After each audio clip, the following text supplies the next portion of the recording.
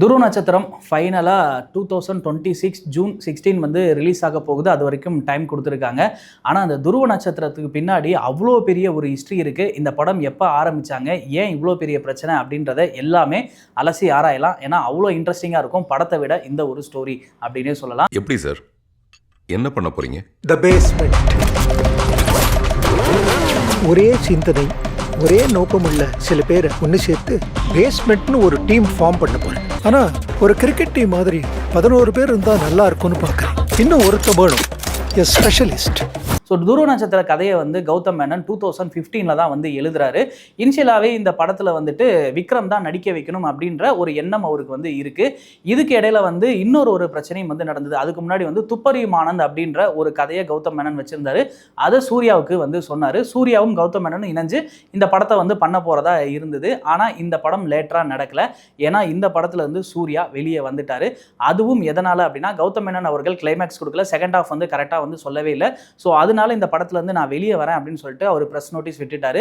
Even Gautham Menon வந்து அதை எந்த அளவுக்குமே எக்ஸ்பெக்ட் பண்ணல. ஏன்னா சூர்யா அவர்கள் வந்து சொன்னது எப்போ அப்படின்னா, அடுத்த நாள் ஷூட்டிங் அப்படின்னா இந்த நாள் காலையில் வந்து சொல்லியிருந்தாரு. அந்த மாதிரி தான் துப்பறியும் ஆனந்த் வந்து டிராப் ஆச்சு. ஸோ இப்போ துருவ நட்சத்திரத்துக்கு வந்து வருவோம். துருவ நட்சத்திரம் வந்துட்டு 2015 எழுதினார் இல்லையா.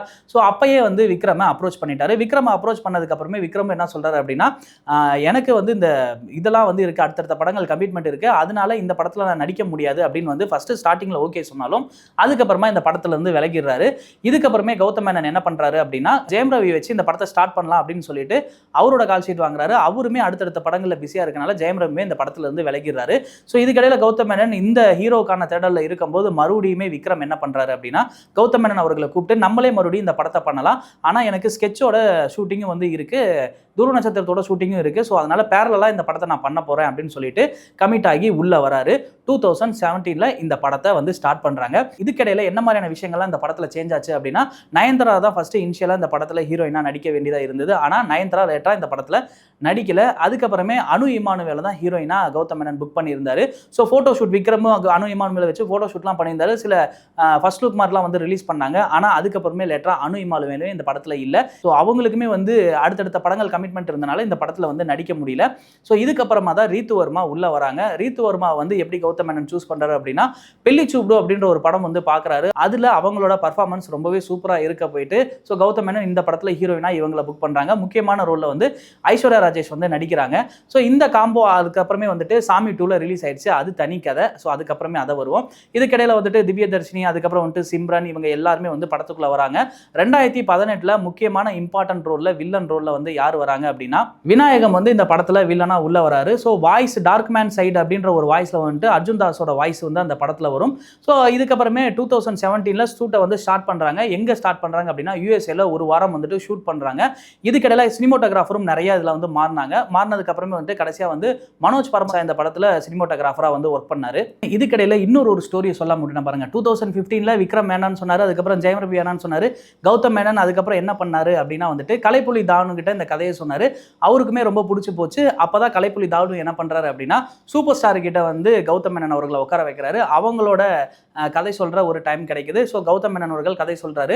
சூப்பர் ஸ்டார் இந்த படத்துல நடிக்கிறதுக்கான வாய்ப்பு இருந்தது. லேட்டரா தான் கபாலியை வந்து ஓகே பண்ணாரு. அந்த 2015 to 17 என்ன பண்ணாரு அப்படின்ற ஒரு சின்ன விஷயமும் இதுல வந்து சொல்லிடலாம். ஸோ கௌதம் மேனன் இப்படி இது பண்ணி தான் அதுக்கப்புறமே மறுபடியும் விக்ரம் உள்ள வந்தாரு. ஸோ இதுக்கப்புறமே படம் வந்து நியூயார்க்ல சில போர்ஷன்ஸ்லாம் வந்து ஷூட் பண்றாங்க. டைட்டில் டீசரா வந்து ரிலீஸ் பண்றாங்க. ரிலீஸ் பண்ணாலுமே ரசிகர் மத்தியில மிகப்பெரிய வரவேற்பு இருந்துச்சு. ஸோ இதுக்கு அப்புறமே வந்து படம் நிறைய இடங்கள்ல வந்து ஷூட் பண்ணாங்க. துபாயில ஷூட் பண்ணாங்க, பல வெளிநாடுகளில் வந்து ஷூட் பண்ணாங்க, சென்னையிலுமே ஷூட் பண்ணாங்க. ஷூட் பண்ணி முடிச்சுட்டாங்க. ஸோ இதுக்கு இடையில வந்து என்னாச்சு அப்படின்னா வந்து இந்த பேண்டமிக், கொரோனா, அவருக்குமே வந்து கௌதம் மேனனுக்கு ஃபினான்ஷியல் சுச்சுவேஷன் எல்லாமே ஏற்பட்டனால வந்துட்டு ஸோ படத்தை வந்து கொஞ்சம் முடிக்க முடியல. லேட்டரா எப்போ முடிச்சாங்க அப்படின்னா 2022 வந்து இந்த படத்தை கம்ப்ளீட்டா வந்து முடிக்கிறாங்க. விக்ரமே வந்துட்டு அப்பதான் டப்பிங் போர்ஷனே வந்து ஸ்டார்ட் பண்றாரு. ஏன்னா கொரோனா டைம், அதுக்கப்புறம் படம் ஃபினான்ஷியலா தள்ளி போச்சு. ஸோ இது எல்லாமே தாண்டினதுக்கு அப்புறம் தான் விக்ரமும் இந்த படத்தை வந்து டப்பிங்கை முடிக்கிறாரு. ஸோ முடிச்சதுக்கு அப்புறமே இந்த படம் ரிலீஸ் ஆச்சா அப்படின்னா வந்து கிடையாது. ஏன்னா கௌதம் மேனன் அவர்களுக்கு அப்பதான் ரியல் ப்ராப்ளமே வந்து ஸ்டார்ட் ஆகுது. ஏன்னா அதை தொடர்ந்து அவர் என்னை நோக்கி பாயும் தோட்டா பண்ணாரு, அச்சம் என்பது மடமையாடா பண்ணாரு, நிறைய படங்கள் அவரோட டைரக்ஷன்ல ரிலீஸ் ஆச்சு. அதுக்காக வாங்கின கடன் எல்லாமே வந்துட்டு அவர் ஸ்ட்ரகிள் பண்ணி எப்படியோ வந்து ரிலீஸ் பண்ணிட்டாரு. பட் துருவ நட்சத்திரத்துக்கு வந்து என்னாச்சு அப்படின்னா, ஃபினான்ஷியலா வந்து அந்த ஸ்ட்ரகிளை அவரால் ஃபேஸ் பண்ணவே முடியல. ஏன்னா கடன் நெருக்கடிகள் அவ்வளோவே வந்து இருந்தது. ஸோ அதை சமாளிக்க தான் வந்து கௌதம் மேனன் கொஞ்ச நாளைக்கு என்ன பண்ணார் அப்படின்னா படங்கள்ல நடிச்சு அந்த கடன் நடிச்சு அதுக்கப்புறமே துருவ நட்சத்திரத்தை ரிலீஸ் பண்ணலாம் அப்படின்னு வெயிட் பண்ணிட்டும் இருந்தார். ஸோ கிட்டத்தட்ட 2017 ஆரம்பித்த இந்த படம் கிட்டத்தட்ட 9 வருஷங்கள் வந்துட்டு இந்த ஒரு ஃபினான்ஷியல் ஸ்ட்ரகிள்லேயே வந்து நிற்கிது. ஃபைனலாக கௌதம் மேனன் கோர்ட்டில் போயிட்டு இந்த படத்துக்கான ஃபினான்ஷியல் இஷ்யூவை வந்து எப்படிலாம் வந்து ஷார்ட் அவுட் பண்ண முடியுமோ கோர்ட்டுக்கும் போயிட்டாரு. ஸோ கோர்ட்டில் என்ன சொன்னாங்க அப்படின்னா வந்துட்டு ஜூன் 16 ரிலீஸ் பண்ணிக்கலாம், அவருக்கு இந்த ரிலீஸ் பண்ணுற எந்த வகையான ஒரு பிரச்சனையுமே வந்து கொடுக்கக்கூடாது அப்படின்னு வந்து சொல்லிட்டாங்க. சச்சின் ஆகணும், தோனி மாதிரி வரணும்னா இன்டர்நேஷனல் லெவலில் கிரிக்கெட் ஆட கிரவுண்டுக்கு வரணும். பால் ஹைட்ல இருந்து ஹார்டாக வரும், கேட்ச் பிடிக்கணும், தரையில் ஃபாஸ்ட்டாக வரும், ஃபீல் பண்ணும், காவா விடக்கூடாது. ஃபாஸ்ட் பவுலர் பவுல் பண்ணுவான், ஆடணும், சைடில் ஒதுக்கக்கூடாது. பவுன்சர் போடுவான், ஆட தெரியணும், இல்லை குனிவாக தெரியணும். அனாலஜி புரியுதா? ஸோ ஜூன் 16 மேலேயும் ரிலீஸ் பண்ண முடியல அப்படின்னா கௌதம் மேனன் தாராளமாக வந்து கோர்ட்டை வந்து அணுகலாம் அப்படின்னு சொல்லியிருக்காங்க. ஸோ இதுக்கிடையில் துருவ நட்சத்திரம் படத்துக்கு ஏன் இவ்வளோ மெனக்கேட்றாரு அப்படின்றத வந்து நம்ம சொல்லிக்கலாம். ஏன்னா துருவ நட்சத்திரம் ஒரு ஸ்பை த்ரில்லர். ஸோ இதுக்கு முன்னாடி இப்போ நிறைய ஸ்பை த்ரில்லர் படங்கள்லாம் வந்துருச்சு. ஆனால் துருவ நட்சத்திரம் வந்திருந்தது அப்படின்னா கண்டிப்பாக துருவ நட்சத்திரம் ஒரு கல்ட்டு கிளாசிக்காக வந்து அமைஞ்சிருக்கும்னே சொல்லலாம். ஏன்னா துருவ நட்சத்திரத்தோட அந்த டைட்டில் டீசர் லுக்கு, விக்ரம் அவர்களோட லுக்கு, அவர் ஃப்ளைட்லேருந்து வர இறங்குறது, அந்த வாய்ஸ் ஓவர், இது எல்லாமே ரசிகர்களுக்கு ரொம்ப புதுசாக இருந்தது. ஸோ அதை பார்க்கறதுக்குமே வந்துட்டு ரொம்ப புதுசாக இருந்தது அப்படின்றனால தான் இப்போ வரைக்குமே ஸ்டில் நவ் துருவ நட்சத்திரத்துக்கு ஸோ அவ்வளோ பெரிய ஃபேன்ஸ் கூட்டம் வந்து வெயிட் பண்ணிட்டு இருக்காங்க. இதுக்கு இடையில வந்துட்டு மதகத ராஜா ஒரு 15 வருஷம் கழிச்சு ரிலீஸ் ஆச்சு. ஃபேன்ஸ் எல்லாருமே வந்துட்டு அந்த படம் இவ்வளோ தூரம் ஓடும்னே வந்து தெரியல, ஏன்னா அதில் என்ன பண்ணி வச்சிருக்க போறாங்க அப்படின்றதான் எல்லாமே இருந்தது. ஆனால் பார்த்தவங்களுக்கு கண்டென்ட் அப்பயுமே வந்து ஃப்ரெஷ்ஷாக இருந்துச்சு அப்படின்றனால கூட்டமாக போய் படம் பார்த்தாங்க. சூப்பர் டூப்பராக ஹிட் ஆச்சு. அதே நம்பிக்கையில் தான் கௌதம் மேனன் அவர்களும் வந்து உட்காந்துருக்காங்க. ஸோ கண்டிப்பாக இந்த படம் வந்துட்டு மிகப்பெரிய ஒரு கல்ட் கிளாசிக்காக அமையும். ஏன்னா இந்த மாதிரியான ஒரு ஸ்ட்ரகிளை தாண்டி ஒரு படம் வருது அப்படின்னா கண்டிப்பாக அது மக்கள் இடத்துல ஒரு மிகப்பெரிய வெற்றி அடையும் அப்படின்றதுக்கு இதுக்கு முன்னாடி முன்னுதாரணமாக நிறைய படங்கள் லேட் ரிலீஸாக ஆயிருக்கு. அதுவுமே வந்து சூப்பர் டூப்பராக ஹிட் ஆயிருக்கு. ஸோ அந்த வரிசையில் துருவ நட்சத்திரமும் ஜூன் 16 ரிலீஸ் ஆக போகுது. ஸோ நீங்கள் எந்த அளவுக்கு ஈகராக வெயிட் பண்ணுறீங்க அப்படின்றத கீழே மறக்காமல் கமெண்ட் பாக்ஸில் கமெண்ட் பண்ணுங்கள். எந்த அளவுக்கு எக்ஸ்பெக்ட் பண்ணுறீங்க அப்படின்றதையும் வெயிட் பண்ணுறீங்க அப்படின்றதையும் என் கூட ஷேர் பண்ணுங்கள். India's marking 15 years since the 2008 terror attacks in Mumbai. Mumbai attack நடந்தப்போ ஃபர்ஸ்ட் என்எஸ்ஜி சாப்பர் வரத்துக்கு ரொம்ப லேட் ஆயிடுச்சு. ரூல்ஸ் அண்ட் ரெகுலேஷன்ஸ்னு அந்த வட்டத்துக்குள்ள சிக்கி தவிச்சு என்னால் ஒன்றும் பண்ண முடியல.